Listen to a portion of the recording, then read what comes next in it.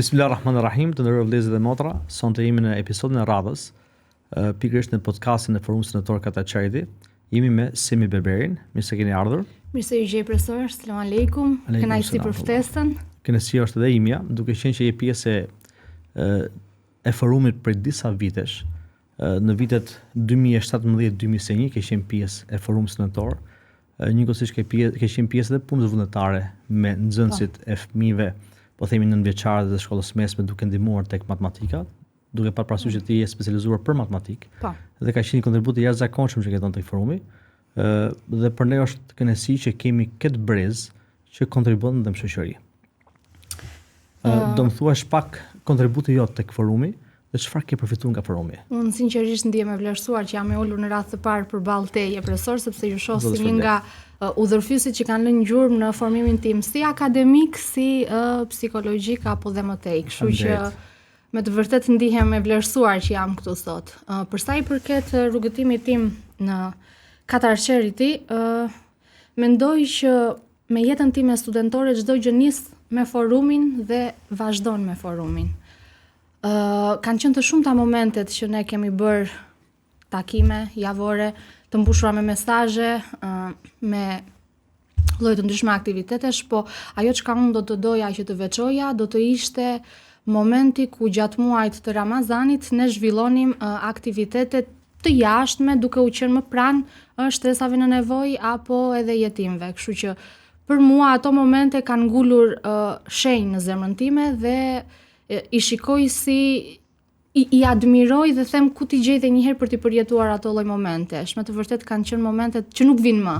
Domethënë të jesh me agjërim, të jesh duke agjëruar dhe të jesh duke zhvilluar një hap më tej drejt Zotit, një përmbushje më të madhe shpirtërore, sepse duhet theksuar që Ramazani nuk duhet parë vetëm si forcë fizike, si sfidë fizike, por më shumë si një forcë shpirtërore, kështu që ka qenë diçka. Sepse forumi ka qenë i angazhuar në projekte sociale që pat Qatar Charity, në shpërndarjen që ka patur me iftaret që ka patur, dhe realisht kjo është që e mbush edhe forumin dhe studentit më të moshkuj është. Normalisht forumi ka patur dhe ka akoma një nga qëllimet e tij që i studentët ti aderojnë në strukturat e Qatar Charity apo në institucion që punon Qatar Charity, sikur të themi Qatar College. Aktualisht unë jam mësuese në Qatar College dhe atë mbështetjen më të madhe kam gjetur prej jush, domethënë pasi unë u rita dhe u zhvillova tek ju, gjeta një mbështetje shumë të madhe ku mu hapën dyert për të zhvilluar profesionin tim si mësuese në Qatar College. Do flisje pak për Qatar College, si është institucion, si të presin ty atje, sa është numri i nxënësve. Pra, më flit pak për kolegjin. Me thënë të drejtën, lidhja që unë kam me kolegjin është më shumë se lidhje shpirtërore, kështu që e konsideroj kolegjin si shtëpinë time. Ne aktualisht jemi diku tek 350 nxënësa në kolegj. Dhe siç e thash, e shoh si shtëpinë time kolegjin dhe kam një marrëdhënie shumë të ngushtë me kolegjin, duke qenë që është vazhdimsi apo fryt i asaj çka unë isha pak më parë. Pra isha pjesë e forumit, gjeta një mbështetje, një përkrahje, mu hapën shumë dyert të tjera pas forumit dhe gjej veten profesionalisht të aktivizuar në Qatar College. Kështu që përpiqem një prind që mund ta ngjoj ose mund ta shikoj këtë episod. Çfarë mund përfitoj nga kolegji?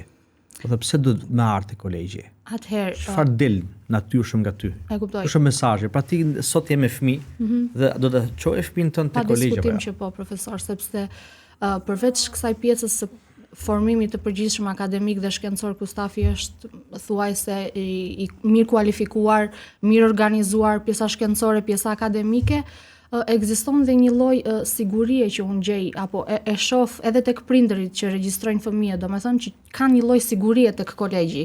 Siguri që tek ajo mbështetja që ne u ofrojmë studentëve, një mbështetje morale, një mbështetje shpirtërore, pra një lloj lidhje pak më shumë me besimin, me fen.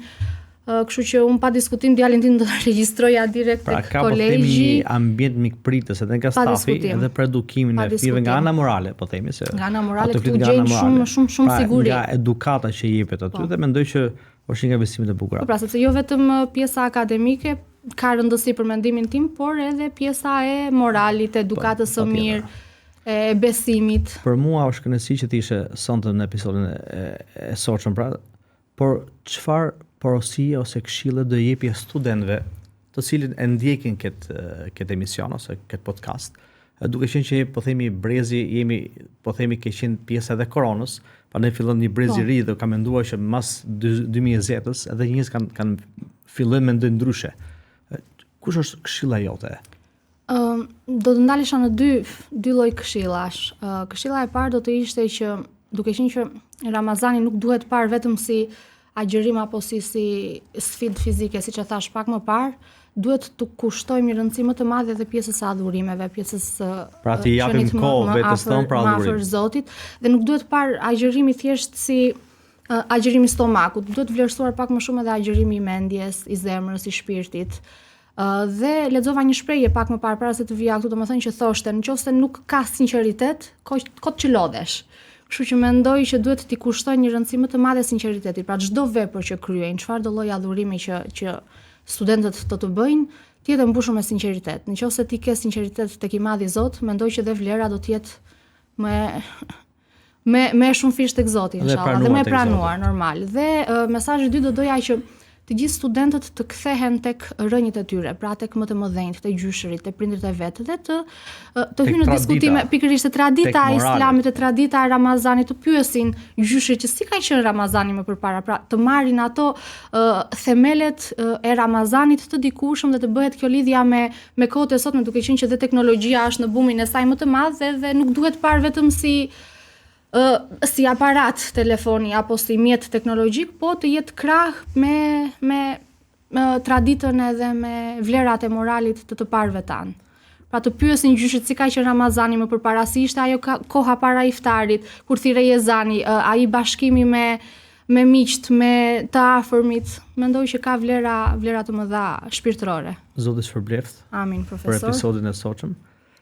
Normalisht kënaqësi e madhe kur kemi brez studentësh që kanë dalë për forumit dhe janë akoma aktivist apo japin mundin diturinë e tyre tek Qatar College, duke uruar suksese si shkollës edhe juve në jetën tuaj. Kënaqësia më e madhe është ime, profesor. Dhe faleminderit që morë pjesë. Shumë faleminderit juve dhe ta theksoj që jeni ju domethënë një shkak që mua më ka bërë apo gjithë kjo lidhja ime me forumin që unë vazhdoj edhe do të lë atë pjesën time nga vetja si tek forumi si tek kolegji. Zoti shpërbleft. Amin dhe ju.